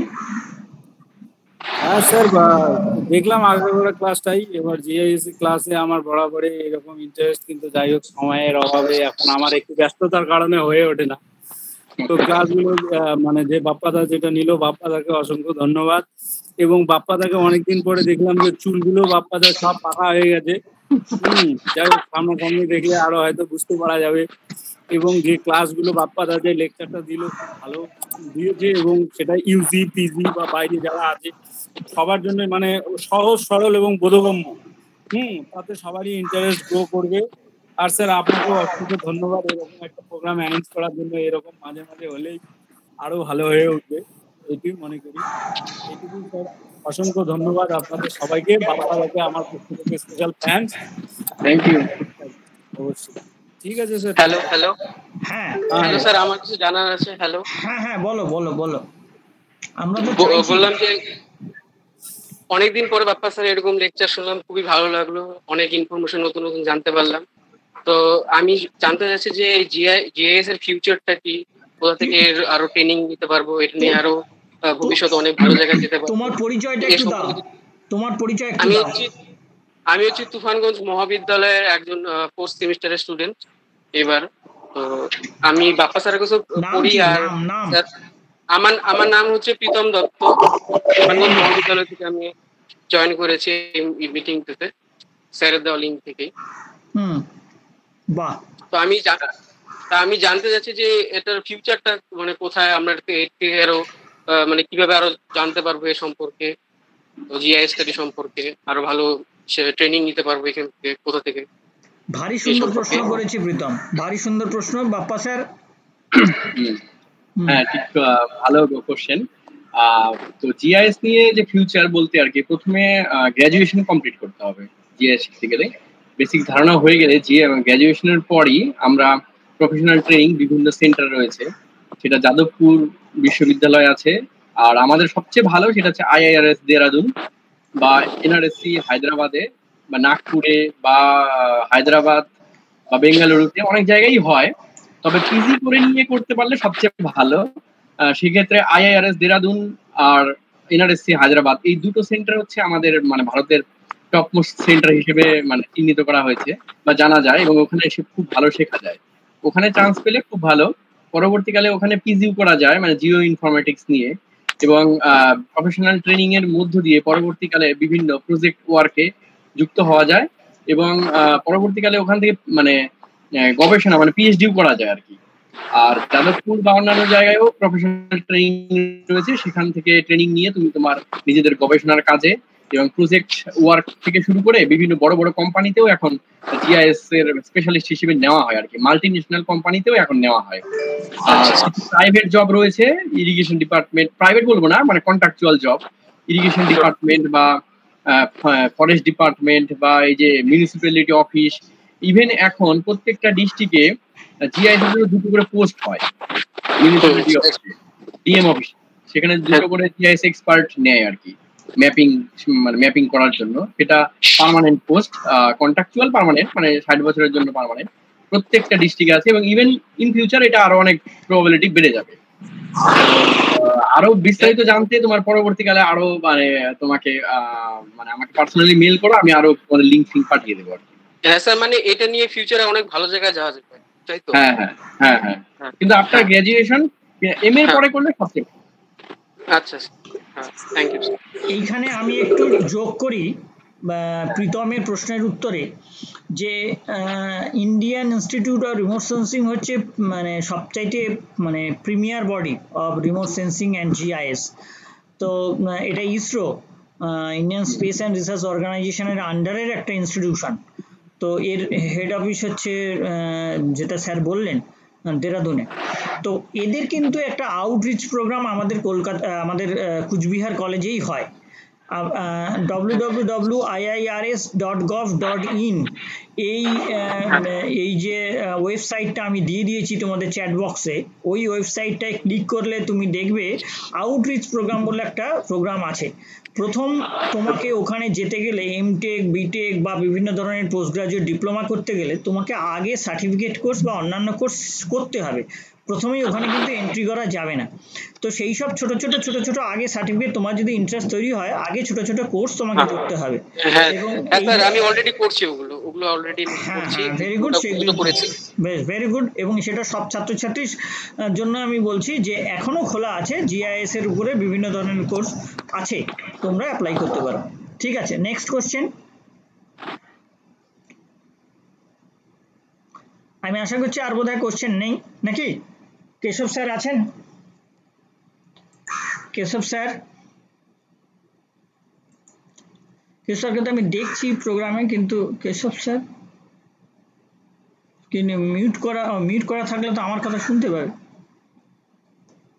ওকে, যাই হোক, আমরা একদম শেষে এসে পৌঁছেছি। বাপ্পা স্যার, আপনি যদি একটু স্ক্রিন শেয়ারটা বন্ধ করে দেন ভালো হয়। তো আমি একদম শেষ মুহূর্তে এসে আমি আমাদের কলেজের তরফ থেকে এবং post graduate department of geography Cooch Behar কলেজের তরফ থেকে অসংখ্য ধন্যবাদ আজকের এই একটা মূল্যবান একটা বক্তব্য দেওয়ার জন্য। আমি প্রথমেই বলেছি আমাদের কলেজের গর্ব, আমাদের এবং ডিপার্টমেন্টের গর্ব, কারণ আমাদের ডিপার্টমেন্টে এক্স স্টুডেন্ট, কলেজের অ্যালুমনি। শুধু তাই নয়, একজন রিনাউন্ড প্রফেসর হিসেবে আমাদের কুচবিহার জেলার আপনি কাজ করছেন। আমরা আপনার কাছে অনেক কিছু আহ্বান করছি। আগামী দিনে আমাদের কলেজের ছাত্রছাত্রী সহ অন্যান্য এই অঞ্চলে যাতে ছাত্রছাত্রী আপনার দ্বারা আরো অনেক বেশি উপকৃত হয়, সেই আমরা আবেদন রাখছি। একদম মানে ভূমিপুত্র যাকে বলে, সন অফ দ্য সয়েল হিসেবে আপনার একটা মানে অসম্ভব অবদান আছে এবং সেটা আরো অনেক বেশি উঁচুতে নিয়ে যান, সেই মানে আশা আমাদের রইল এবং শুভেচ্ছাও রইল। আগামী দিনে আমরা আবার আপনার কাছে আরো ভালো ভালো বক্তব্য আমরা এখানে পাবো এই আশা রেখে, যে সকল ছাত্রছাত্রীরা তোমরা আজকের এখানে জয়েন করেছো সবাইকে আমি শুভেচ্ছা জানাচ্ছি। আমাদের শিক্ষক মশাইদের যারা জয়েন করেছেন, অনেকক্ষণ আমাদের সঙ্গে আছেন, আমি সবাইকে অনুরোধ করব ফিডব্যাক লিঙ্কটাতে একটু ক্লিক করে, এখনই ক্লিক করতে হবে, কারণ এটা আমি যদি বন্ধ করে দিই ফিডব্যাক লিঙ্কটা আর থাকবে না। ফলে আপনারা একটু ফিডব্যাক লিঙ্কটাকে ক্লিক করে আপনারা আপনাদের ফিডব্যাকটা আমাদের দিয়ে দেবেন। আমি আশা করছি যে তাতে আমাদের পরবর্তীকালে আরো অনেক সিদ্ধান্ত নিতে সুবিধে হবে। সে কারণে আমি আবার বক্সে দিয়ে দিলাম, এটা এখনই দিয়ে দিলাম। প্লিজ আপনারা ক্লিক করে আপনাদের মতামতগুলো দিয়ে দেবেন। বাপ্পা স্যার, তাহলে ধন্যবাদ। আজকের আমরা তাহলে এই প্রোগ্রামটা এখানে আমরা ক্লোজ করতে পারি নাকি? Thank you sir. Okay, now the session is closed. Thank you very much.